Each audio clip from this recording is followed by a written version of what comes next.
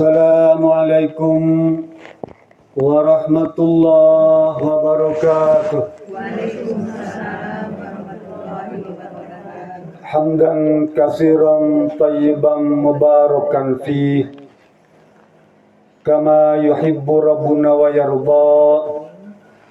Asyhadu an la ilaha illallah wa asyhadu anna Muhammadan abduhu wa rasuluh iqraran bihi wa tauhida. Allahumma salli ala Sayyidina Muhammad wa ala alihi wa sahbihi wa sallim tasliman mazida. Yang berbahagia keluarga besar Bapak Insinyur Tono Widyoharto beserta Ibu Tuti Tono Widyoharto yang mengundang kita semua hadir di tempat yang penuh barokah ini dalam rangka Walimatus Safar, yaitu syukuran dan iringan doa dalam rangka melaksanakan salah satu rukun Islam, yaitu melaksanakan ibadah haji.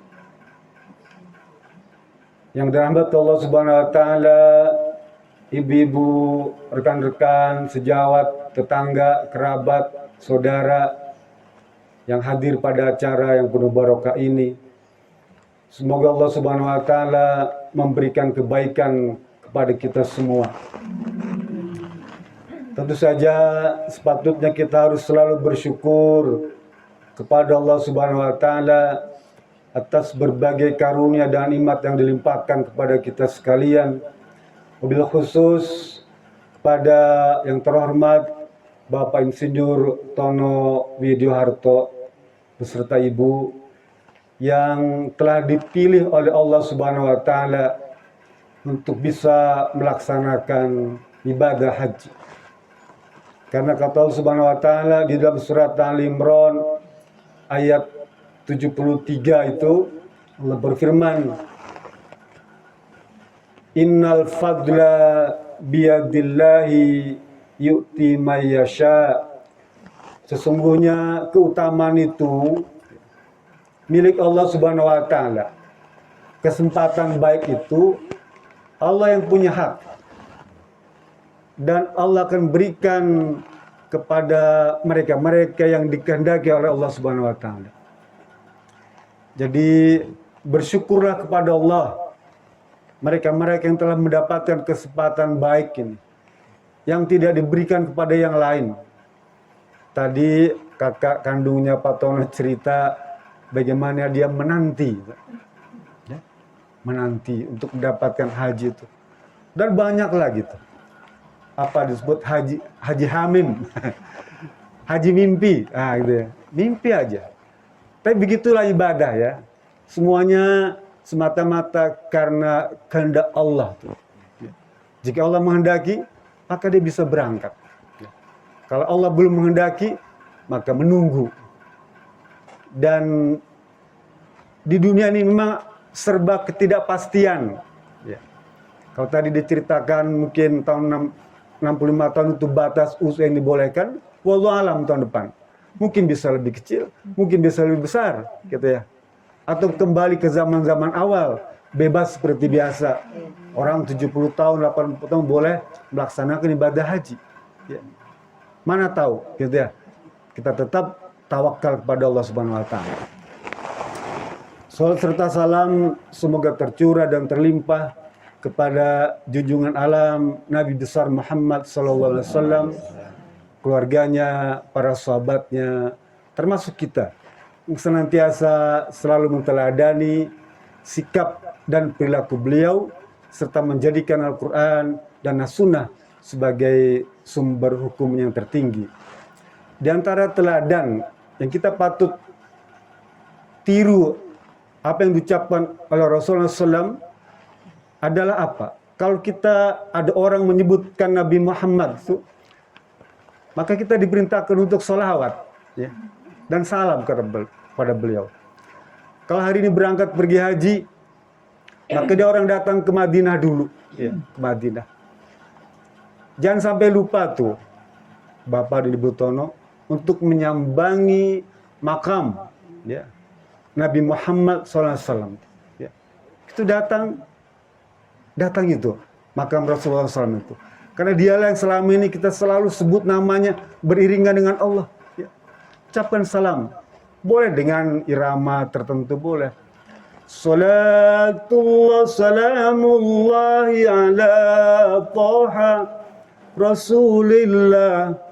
Salatullah salamullahi ala Yasin Habibillah. Tawassalna bismillah wa bil hadi Rasulillah bi ahlil badri ya Allah. Sentuh tuh dinding apa? Karena kita tidak bisa menyentuh makam Rasulullah, cukup dari dindingnya saja tuh. Ya. Itu saja sudah cukup menguras air mata, Bu. Ya. Menyentuh dinding makam Rasulullah itu sudah menguras air mata, Pak. Menangis. Di sanalah dulu Rasulullah bersama Siti Aisyah tinggal. Hidup bersama tuh. Dan di antara makam Rasulullah dan mimbar itu ada satu tempat yang paling mustajabah, namanya Raudhah.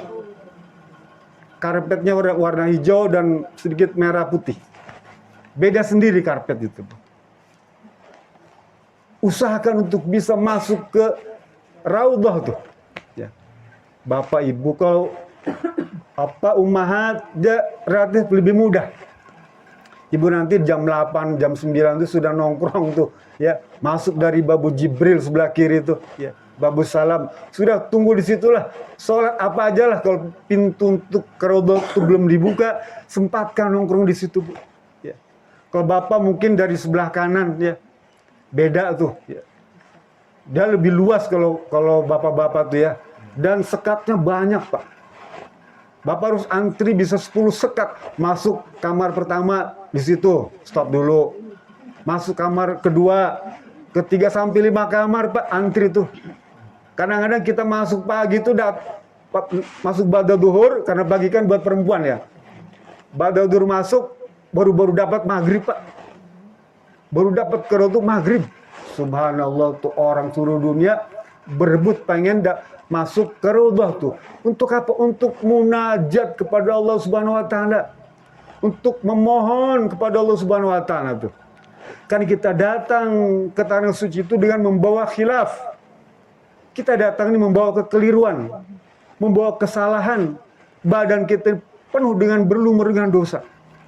Datang ke Raudhah tuh minta pada Allah Subhanahu wa taala agar pertama diampuni seluruh dosa kita. Dan itu janji Allah Subhanahu wa taala, janji Rasulullah akan mengampuni seluruh dosa-dosa kita. Dulu, kini dan nanti. Di kesempatan pertama mohon ampun pada Allah Subhanahu wa taala. Boleh pakai bahasa Indonesia, terserah. Boleh pakai bahasa Arab, boleh pakai bahasa Sunda, bahasa Jawa boleh. Astagfirullahaladzim li, ya Allah, maafkanlah saya, Rob, wali walidaya, dan maafkan juga kedua orang tua saya, keempat orang tua saya tuh, wali jamil muslimin wal muslimat, dan saudara-saudara saya, kakak saya, adik saya, keponakan saya, bibi saya, tante saya, dan tetangga-tetangga saya, sahabat-sahabat sepengajian saya, minta pada Allah Subhanahu wa taala. Karena memang orang yang datang ke Raudhah itu Rasul bilang apa? Allahumma ighfir lil haji waliman istaghfara lahumul haju. Ya Allah, ampunilah saya nih yang mau melaksanakan haji nih. Dan orang-orang yang saya sedang doakan untuk Engkau ampuni ya Rabb. Artinya kalau kita sebut nama teman-teman kita, saudara-saudara kita tuh untuk diampuni seperti Allah mengampuni kita juga. Sama tuh. Makanya ibu pesan nih kepada orang yang berangkat haji nih, tolong doakan saya. Pak Tono, Bu Tono, tolong doakan. Biar panjang umur. Biar murah rezeki. Amin. Biar enteng jodoh.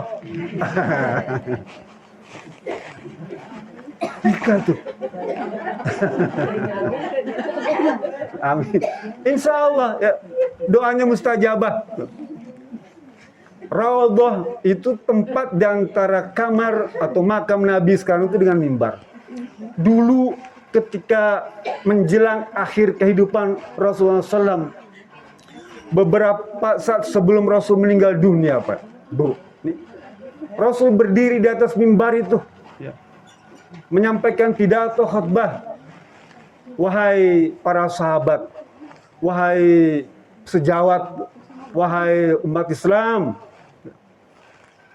rasanya saya ini sudah tidak enak badan. Ya. Tanda-tanda akan menghadap Allah Subhanahu wa Ta'ala telah nampak.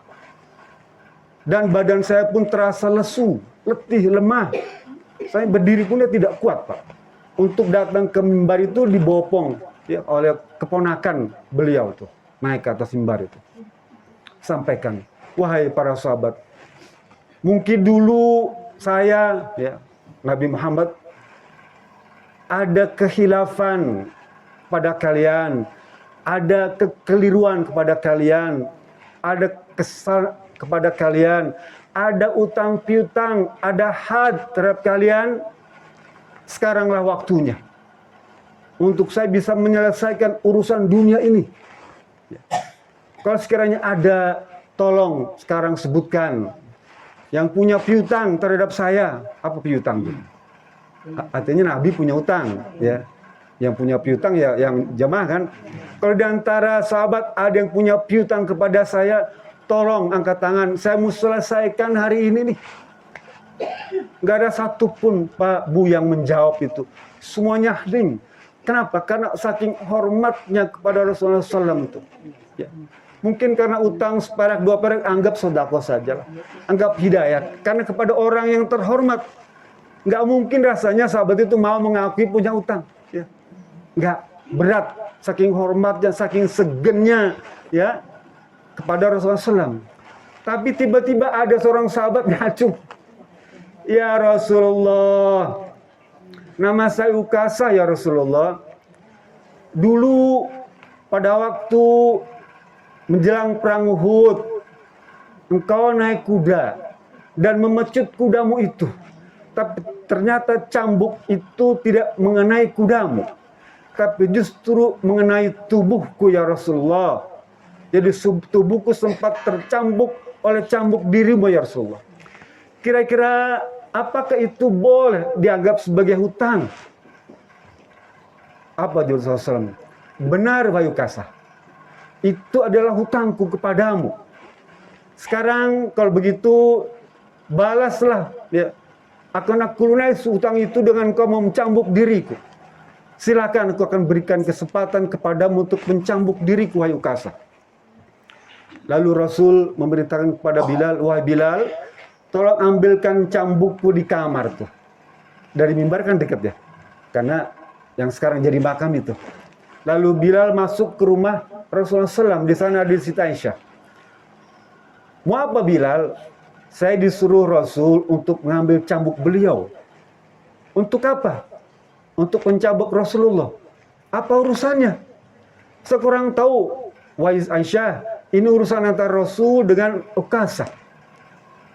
Kalau emang Ukasha mau cambuk Rasulullah, cambuk saya diriku. Kata Aisyah tuh, jangan sentuh Rasulullah SAW. Dia suamiku yang paling kucintai dan kusayangi. Jangan sentuh dia, biar aku saja. Tuh. Bela seorang istri kepada suami tercinta sampai begitu rela dicambuk. Kata Bilal, saya tidak tahu wahai Aisyah, ini urusan beliau dengan Ukasha.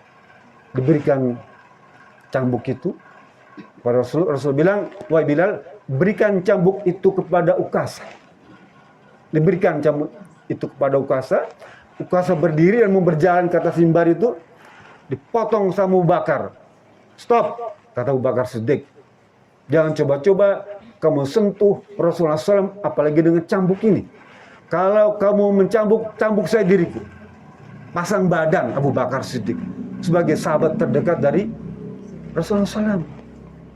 Rasul bilang, wahai Abu Bakar, minggir. Biarkan Ukasha menghadap ke tempatku. Jalan lagi. Ya. Dipotong lagi sama Abu Bakar. Ukasha, dipotong sama Umar. Stop. Kamu tahu siapa saya? Dulu saya bekas preman, kata Umar bin Khattab. Jangan coba-coba kau sentuh, kau gores kulit Rasulullah SAW itu. Ya. Dengan cambukmu itu. Kalau mau cambuk, silahkan pilih badanku. Ya. Pilih bagian yang mana kamu suka. Bela Umar bin Khattab kepada Ukasha itu. Saking cintanya kepada Rasulullah SAW. Rasul bilang, wahai Umar, biarkan Ukasha berlalu. Beri dia jalan. Jangan kau potong. Dia ingin menunaikan keinginannya. Minggir Umar bin Khattab. Jalan lagi tuh, semakin dekat. Potong lagi sama Utsman. Wahai Ukasha, saya adalah orang Mekah. Masih keturunan dengan Rasulullah SAW. Jangan coba-coba kamu sentuh beliau. Kalau kamu mencambuk Rasulullah, cambuk saja diriku. Biar kalau kemarin jumlah 1 kali, kau boleh cambuk aku 100 kali. Saking cintanya kepada Rasulullah SAW. Rasul bilang, wahai Utsman, minggirlah. Biarkan Ukasha mencambukku. Semakin dekat, lari tuh sahabat Nabi, keponakannya, suaminya Siti Aisyah, Sayyidina Ali, ya, karmul wajah, dia potong. Wahai Ukasha, stop. Jangan kau lanjutkan niat jelekmu itu, ya. Kau cambuk saja diriku. Darahku dengan darah Rasulullah itu sama.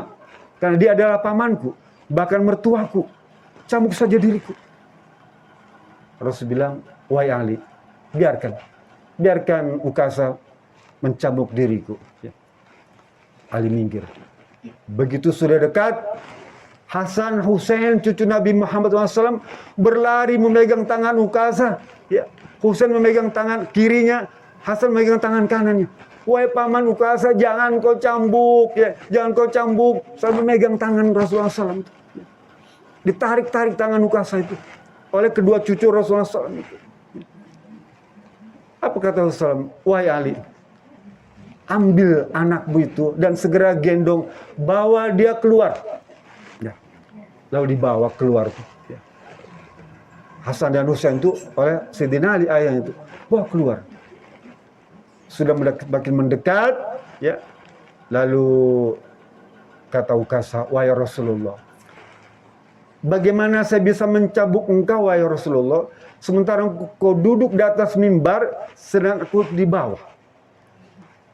Baiklah kalau begitu aku turun, wahai Ukasha. Turun dari atas mimbar tuh.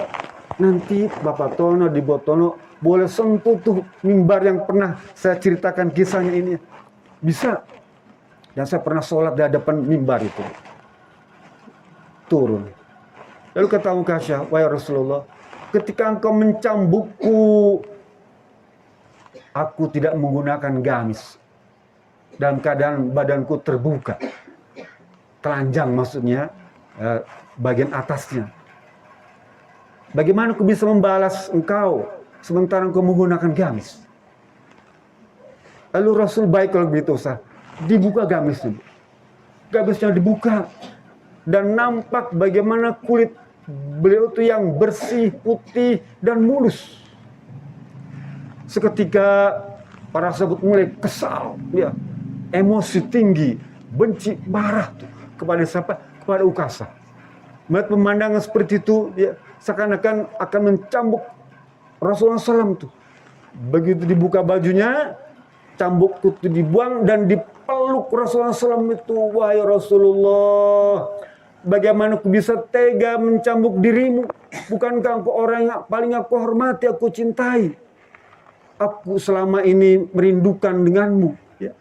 Ingin sekali menyentuh kulitmu. Aku lakukan ini semua semata-mata karena ingin menyentuh kulitmu, ya Rasulullah.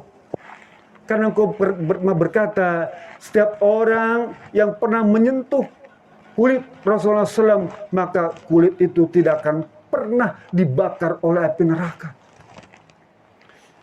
Dipeluklah tubuh Rasulullah SAW. Selesai kemudian sahabat yang bergembira.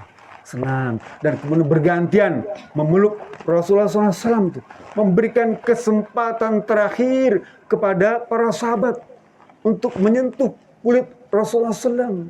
Karena mereka meyakini setiap yang tersentuh ke Rasulullah maka tidak akan terbakar oleh api neraka.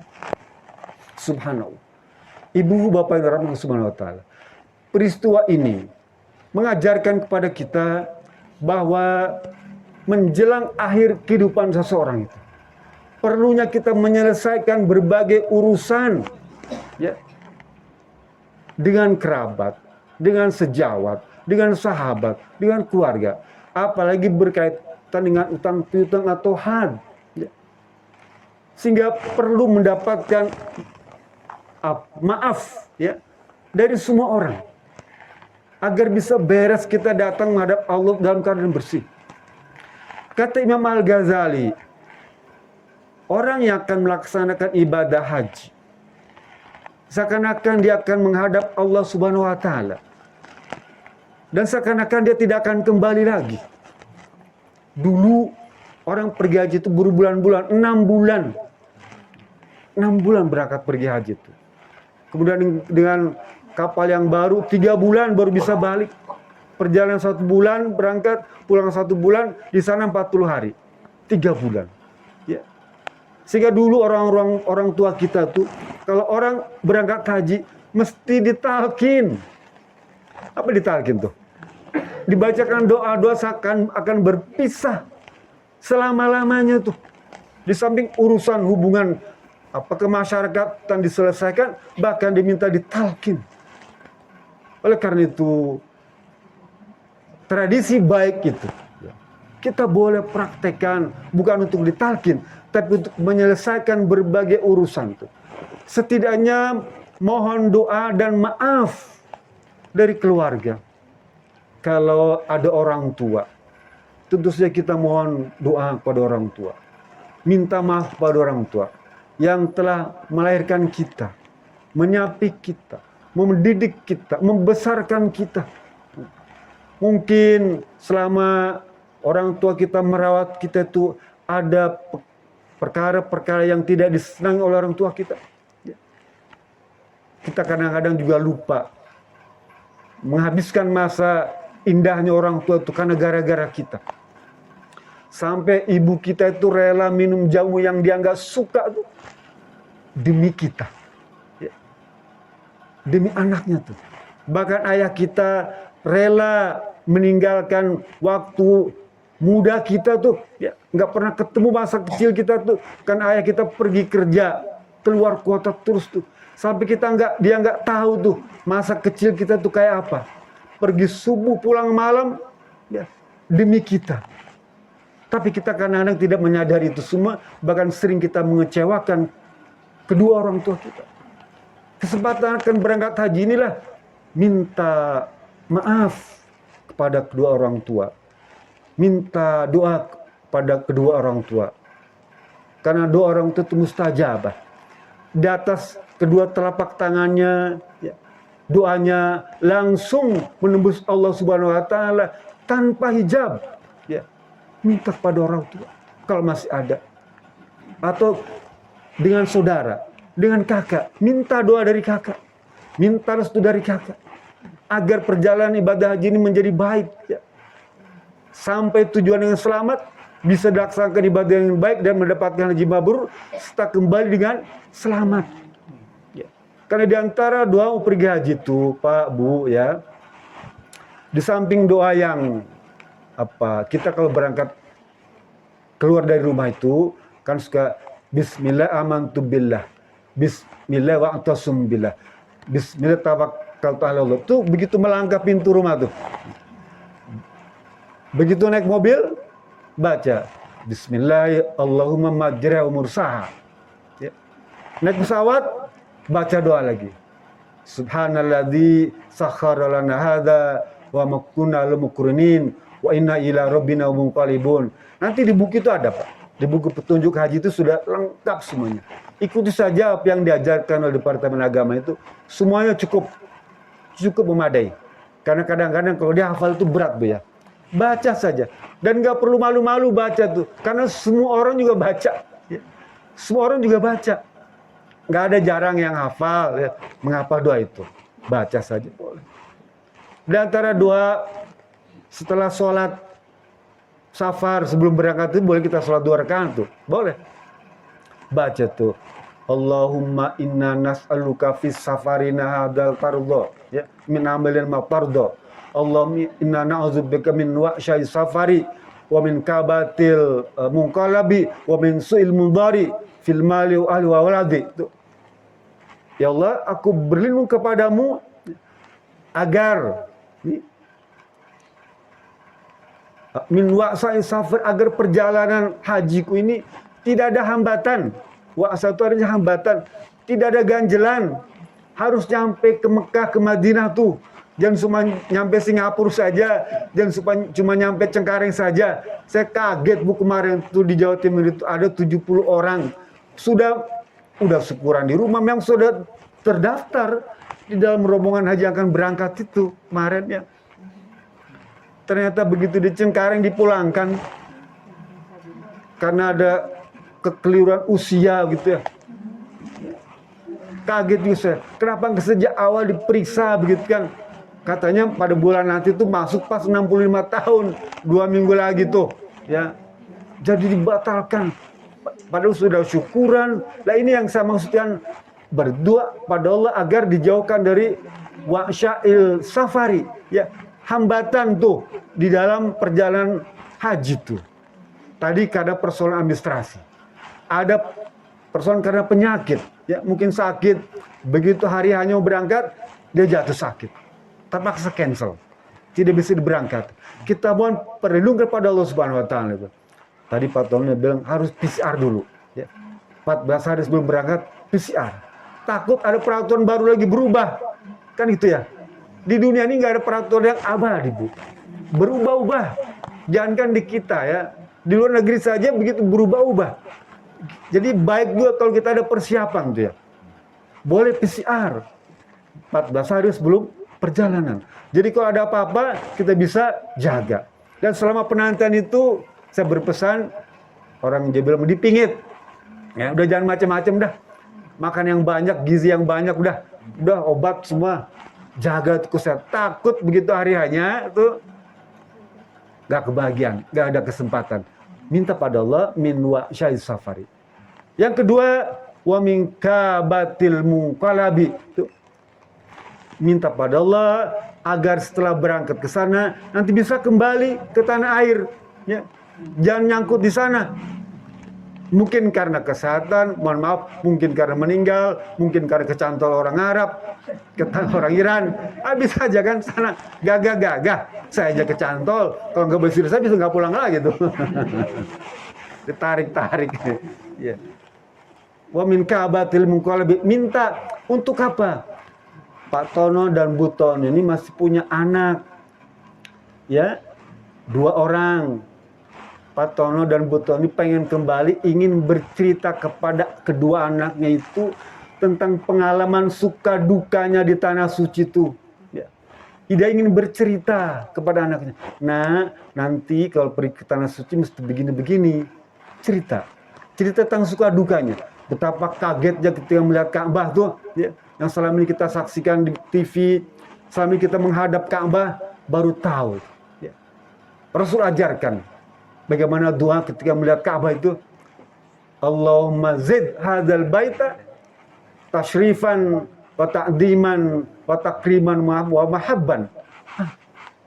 Wa zid man syarafahu wa dhamau wa karamau. Ya Allah, tambahkanlah kemuliaan, keagungan, ya, kehebatan kepada rumahmu ini, rumah Allah nih.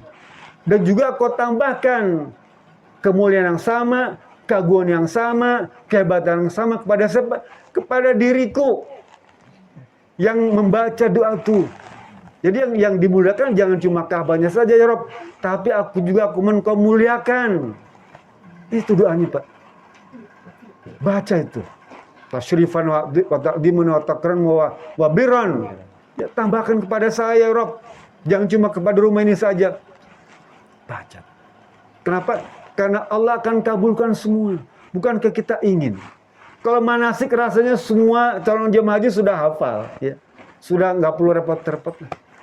Ya. Paling saya ingin menambahkan saja, nanti sebelum berangkat, kedua ananda Pak Tono nih, ya, berikan bekal.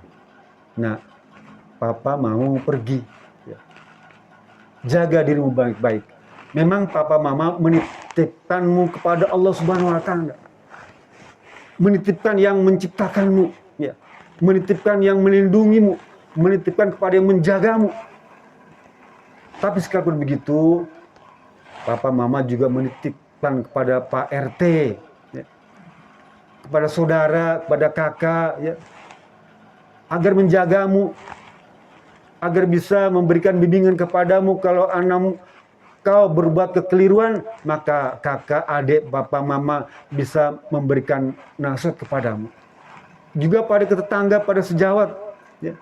Pak Tono dan Bu Tono boleh berpesan kepada teman-teman. Bu, kalau nanti anak saya berbuat kekeliruan, tolong beri nasihat.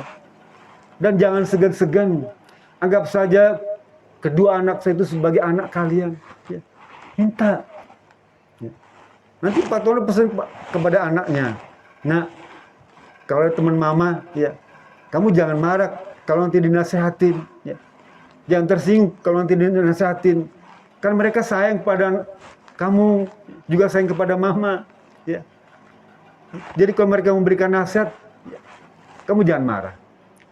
Mungkin kalau misalnya ibu, teman-teman Bu Tono nih ada sedikit makanan ringan, ya, yang enak-enak, boleh. Ya, datang ke sini, ya. Nah, nih ada betulan nih makanan ya lumayan untuk sekedar tambahan. Apa, rangginang? Boleh, boleh, ya. Kalau makanan yang mewah kan Pak Tono udah jangan tanya lagi dah. Bawa rangginang, bawa apa tuh burayot, tahu burayot? Bawa itu boleh, yang begitu-begitu seneng, ya. Sambil juga nengok. Ini lampunya nyala terus apa enggak, kan itu ya? Listriknya gimana, kan itu? Karena kadang-kadang kalau rumah ditinggal, ya, boleh tinggal nih kan. Kalau orang yang punya niat tidak baik kan dia kasih ciri, Pak Bu ya. Ini orang pergi haji, ya. Rumahnya sepi terus, rumah kosong. Dan banyak kisah-kisah begitu kan, orang yang pergi haji. Lah kalau teman-teman nih, ibu-ibu nih, kerabat nih, bisa bantu Pak Tono, tengokin rumahnya. Pagarnya terbuka enggak? Pintunya terbuka enggak? Boleh masuk sini, buka pintunya. Oh, terkunci gitu ya. Anaknya ada enggak? Ada. Gitu boleh, Bu. Ini sebagai sahabat harus begitu, ya. Innamal mu'minuna ikhwatun. Orang beriman itu semuanya bersaudara. Jadi anggap Pak Tono dan Bu Tono ini sebagai saudara ibu semua, ya. Dan jangan lupa nanti Pak Tono dan Bu Tono di Mekah nanti tuh, ya, berdoa pada Allah Subhanahu wa Ta'ala. Ya, moga-moga teman-teman saya itu juga mendapatkan kesempatan yang sama untuk melaksanakan ibadah haji. Kalau dulu masih bisa nempelin tangan ke Ka'bah tuh, Bu, ya. Ibu boleh tulis tuh, ya. Saya tulis nama-nama tuh, ya. Di dinding Ka'bah tuh pakai telunjuk. Nah, nempel Ka'bah, setelah mencium jarak suatu, tulis namanya. Pak Tono, Bu Tuti, mungkin berangkat sekarang. Ibu saya tulis semua tuh, Bu. Bu Umar. Nah, saya tulis tuh, ya. Berangkat sekarang tuh. Nah, Pak Tono, Bu Tono juga sama nanti. Kalau kesempatan boleh nulis tuh, boleh tulis tuh. Wah, tuh nggak ada sunahnya. Iya, emang nggak, di zaman Nabi nggak ada. Tapi ini untuk menunjukkan kesungguhan saja. Untuk menunjukkan kesungguhan bahwa kita berdoa agar teman-teman kita itu juga bisa punya kesempatan melaksanakan ibadah haji. Tulis tuh, ya, tulis, boleh, ya. Jangan sampai kemudian lupa ngedoain tuh dibilang tuh, ya. Pendek kata, semua ibadah Bapak selesaikan dengan doa, ya. Habis tawaf, tuh, doa, ya. Minta pakai bahasa Sunda, bahasa Indonesia boleh. Habis sholat 2 rakaat belakang makam Ibrahim, doa, ya. Habis minum air zam-zam, doa. Kalau tanya, oh bisa, saya waktu tawaf baru 3 putaran kentut, batal, kan dia berwudu lagi, nggak boleh. Kan tawaf itu syaratnya harus berwudu. Kentut lagi, batal lagi. Ya, tayamum boleh. Teman saya bahkan dia bilang, begitu tawaf, kentut, batal. Kamu batal itu tadi ya? Batal, iya. Tadi saya butuh wudunya 4 kali. Kentut baru sekali, masih ada sisa 3. Jadi wudunya 4 kali, kentut sekali, masih ada 3. Berarti belum. Enggak, saya bilang batal kamu. Besoknya tawaf lagi, kentut. Batal, bilang, oh, mau saya tadi nggak wudhu, dia bilang. Jangan, itu rukun ya, tawaf itu rukun. Jadi dia harus dijaga. Kecuali memang kita kalau kesempatan tayamum boleh tayamum ya. Di mana? Kalau istri boleh di pundak suami, suami boleh di pundak istri gitu ya. Nah, boleh gitu ya. Tapi jangan pundak orang lain. Apalagi bagian depan. Jangan. Gitu ya. Tapi jaga jangan sampai kentut dan jangan sampai bersinggungan dengan wanita lain yang bukan mahram dia. Karena Pak, Bu, terus terang kalau haji ini 4 juta orang tumplak tuh di sekeliling Ka'bah tuh. Apalagi sekarang ini kan 1 meter dari dinding Ka'bah tuh dijaga, dia nggak boleh nempel. Jadi nggak ada kemungkinan. Sehingga semakin padat tuh di ring 1 tuh ya, semakin berjubel, nggak bisa gerak, Bu. Jadi kalau misalnya bersentuhan dengan perempuan itu menjadi wajar. Kalau bapak kan pakai ihram, kalau perempuan sih pakai lengkap, pakai sarung tangan segala, kaos kaki ya. Kalau laki-laki kan nggak, Bu. Makanya waktu pakai ihram itu tutup aja semua kecuali yang 3 pertama itu saja tuh ya. Yang rimal, yang lari tawaf lari kecil ya, ramal tuh. 3 kali pertama boleh diselempangkan di sebelah kanan ya. Tapi setelah itu bapak boleh tutup tuh. Supaya jangan bersentuhan dengan perempuan lain ya. Perempuan lain, kadang-kadang ada juga perempuan orang sana tidak pakai sarung tangan ya, main pegang pundak aja, dorong tuh kan, mendorong aja tuh, wah luar biasa tuh ya. Pendek kata kalau orang sana tuh luar biasa tuh, yang namanya semangat pengen kejar Aswad itu, pengen deket ke ring 1 itu, atau pengen di depan multazam tuh. Kenapa begitu? Karena multazam itu tempat mustajabah kalau kita berdoa. Ya. Multazam tuh pintu Ka'bah tuh. Ya, di situ tuh. Cuma semeter tuh. Jaraknya semeter dari Hajar Aswad dan pintu Ka'bah tuh cuma semeter. Di situ orang berjejer. Nggak mau bergerak. Dia berdoa sebelum selesai doanya. Lah, doa orang haji kan pesanannya banyak. Bapaknya, ibunya, anaknya pesan doa. Gurunya kan, adenya, saudara, teman-teman, semua pesan. Ibu udah pesan doa belum? Pesan ke Pak Tono, ke Bu Tono nih. Lah dia mesti bacain kan semua tuh. Belum selesai kertasnya terbang. Aduh, dia bang kedorong. Lupa doanya tuh. Begitu pulang ke tanah air, aduh doanya lupa, Bu. Keburu terbang suratnya. Yang baca doa begini sih doanya, warga RT 02, warga RT 07, semua harus mesti bisa berangkat haji gitu. Jamaah Masjid Muhajirin bisa berangkat haji.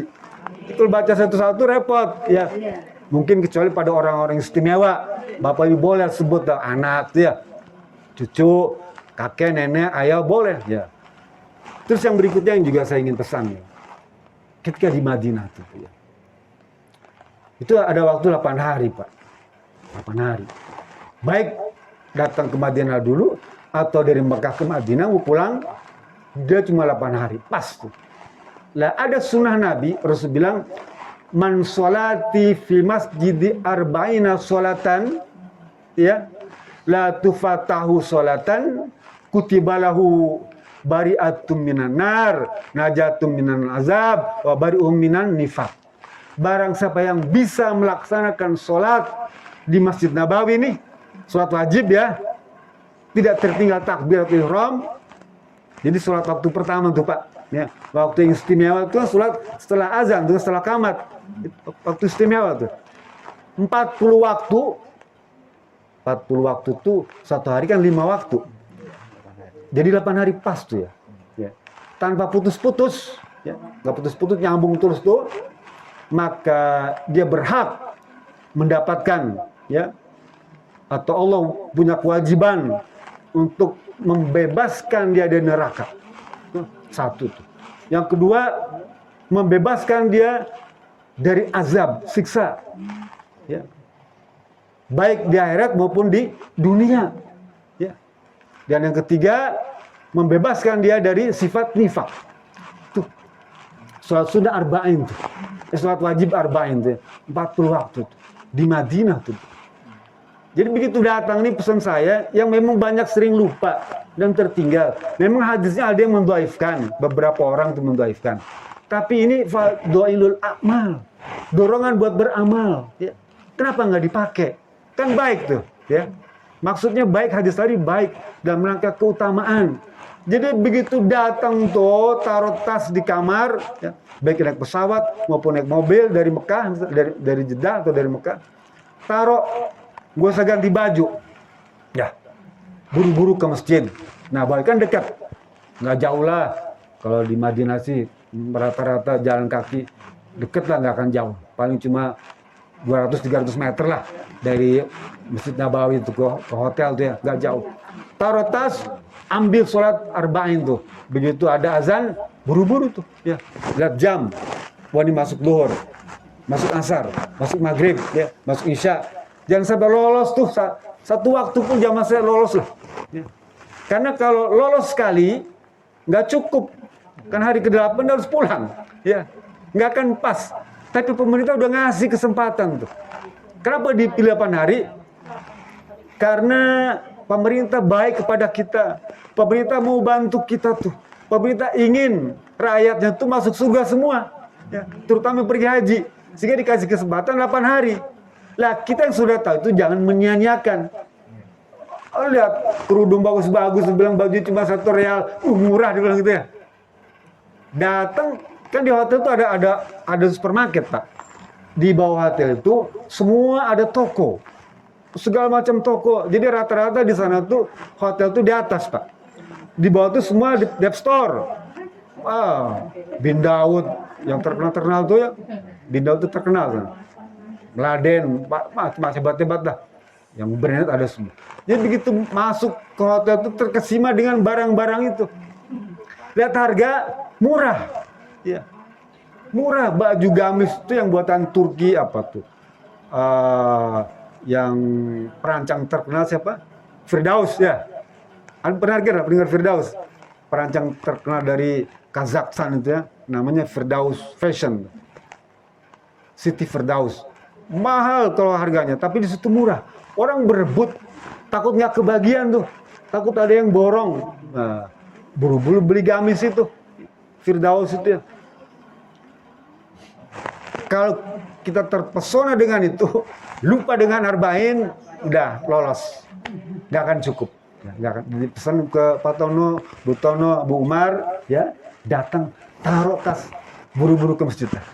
Ya, wudu boleh di masjid sana, di Nabawi atau di hotel wudu boleh. Tapi raih itu arba'in tuh, karena karunianya besar. Ya, cuma 8 hari sholat wajib saja. Kadang-kadang saya nggak pulang lagi Pak. Asar sama maghrib itu saya di masjid. Ya, nggak pulang ke rumah. Ya. Sampai maghrib, sampai isya. Ya, setelah isya baru pulang. Karena sekarang ini makannya sudah disediakan di hotel. Taruh di kamar. Jadi petugas catering itu ngirim makan itu ke kamar-kamar Bu. Dulu harus antri, ya. Atau umrah harus antri kan. Kalau haji enggak Bu, makanan dianterin enak dah. Ini pemerintah bagus juga, saya puji lah ya. Dari sisi teknis nih, teknis ibadah haji nih ya. Enak Bu, bener. Makanan tiap hari makan tuh daging unta, daging sapi itu wah udah. Nggak suka daging unta ya? Empuk Bu, diasap soalnya. Pendek kata gizinya tinggi. Nanti ada makan malam lagi, ada sarapan lagi. Nggak berhenti, kadang-kadang nggak kemakan tuh. Saking banyaknya. Sampai makanan kita dari rumah tuh nggak kemakan Bu. Bawa namanya Mustafa. Abon tuh nggak pernah lupa tuh ya. Ya, abon sama teri itu apa? Teri kacang tuh ya. Awet itu Bu. Tapi kadang-kadang yang bosan juga makan daging terus ya. Akhirnya kepake juga tuh Mustafa habis, teri habis, abon habis. Jadi bawa juga boleh Bu. Makan kesukaan ya. Bawa tuh. Sampai sama beli tuh sambal Ciherang, saya bawa. Wah, bawa sambal Ciherang, sambal Cibiuk kan, bawa dari rumah. Di sana nggak ada kan, kata orang bawa sambal itu. Di sana buah-buahan banyak, tapi sambal nggak ada. Bawa dari Ciherang, beli 5 tuh satu kilo. Saya di hotel bagi-bagi teman-teman. Tanya orang Turki, sambal, cobain, enak dia malah pengen. Sambal Cibiuk bawa, PNKT yang nggak ada di sana, Bapak boleh bawa deh. Yang istimewa. Kalau makanan nggak usah, ya nggak usah yang lain. Bawa makanan kayak gitu boleh. Saya teruskan. Oh ya, nanti terakhir kita akan tutup dengan baca surat Ar-Rahman. Saya minta keikhlasan keridhaan ibu semua untuk mendoakan ya, dengan baca surat Ar-Rahman. Sedikit saja. Saya teruskan. Doa yang perlu kita panjatkan kepada Allah tadi, wa min wa'syai safari, hambatan di dalam berjalan. Yang kedua, wa min kabatil munqalabi, agar tidak ada yang menyebabkan Paton dan Butono tidak bisa kembali ke Indonesia tuh. Jangan. Karena banyak yang orang nyangkut di sana, nyangkut nggak pulang lagi, banyak. Dan yang ketiga, kita mohon kepada Allah, perlindungan kepada Allah, wa min su'il mundari, dari pemandangan-pemandangan yang bisa merusak kesehatan mata. Banyak Bu, ya. Banyak. Mohon maaf Bu ya. Dulu ada ditawarin, kalau pengen kaya raya nih, ya. Di sana ada mandi Bu, dimandiin, mohon maaf. Ya. Nawarin pakai air kotoran gitu. Jangan sampai. Itu banyak. Ada lagi yang menjadikan kiswah tuh, potongan itu jimat. Jangan percaya. Udahlah, nggak usah. 5 rial tuh gontung. Kita nggak tuh kiswah beneran atau bukan kan? Cuma dikasih ditulis tangan aja kan, pakai bordir tuh. Dia cerita kiswah gitu ya. Belum tentu, jangan cuma buatan Tasik dia bikin gitu ya. Kayak gitu digunting, dijual kepada kita, dilaminating. Jadi bagus tuh, dia bilang buat jimat segala macam. Jangan. Itu jauhkan perkara gitu. Ya. Mending kalau selesai haji, ibu cari kamar barokah.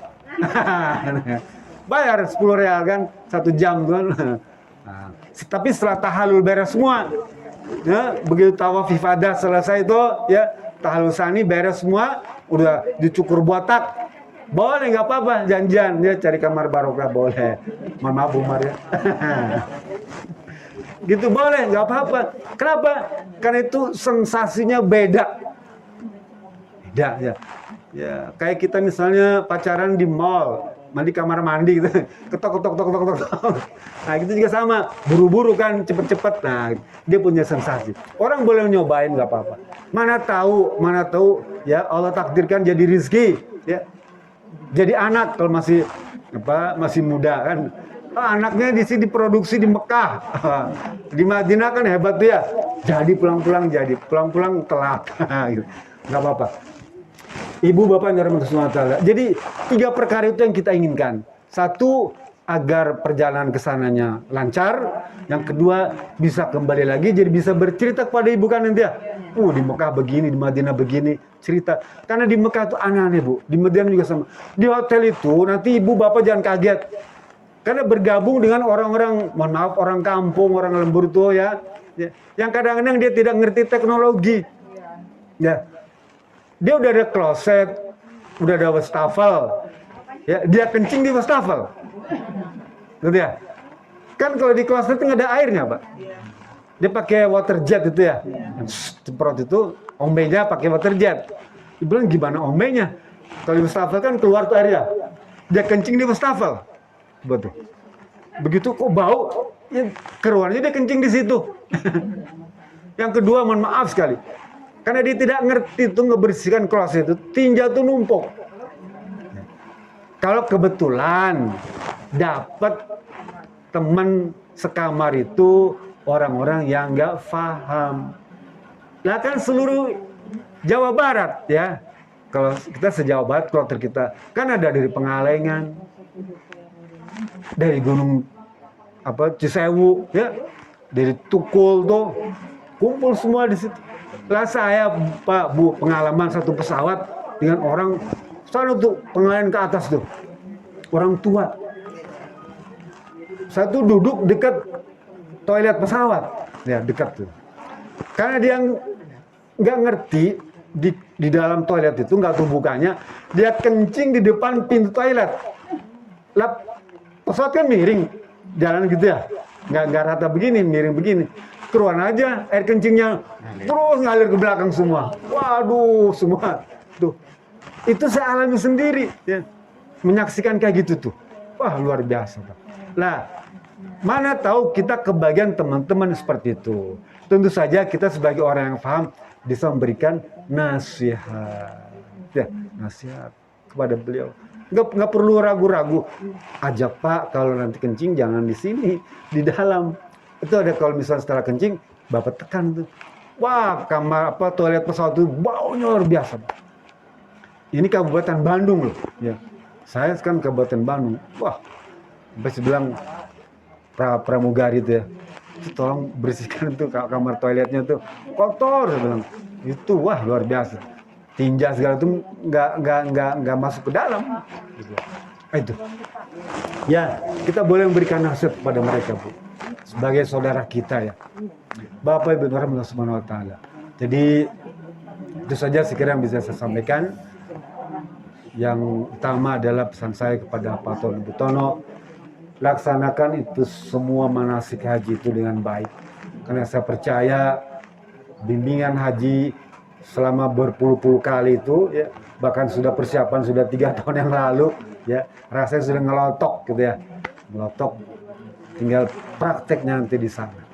Hanya tadi ada perkara-perkara yang kira-kira masih nyelip ya, jangan terlalu banyak ngurusin oleh-oleh belanja gitu ya, karena apa yang di Mekah, di Madinah itu di sini banyak Pak, ada. Paling-paling kalau mau ya pergi ke tempat-tempat wisata itu saja itu boleh ya, tempat-tempat sejarah tuh, karena itu kan kita tidak bisa beli kalau gitu kan ya, paling cuma bisa lihat di YouTube. Tapi kalau kita datang ke sana ya, datang Pak. Nih Bapak Ibu nih, Pak Tono, Bu Tono, jangan lupa tuh naik ke Jabal Rahmah tuh ya. Jabal Rahmah itu kan tempat di mana dulu Nabi Adam dan Siti Hawa ketemu ya. Jauh-jauh tuh Nabi Adam dari India, kemudian Siti Hawa dari Jeddah, bertemunya di Jabal Rahmah ya.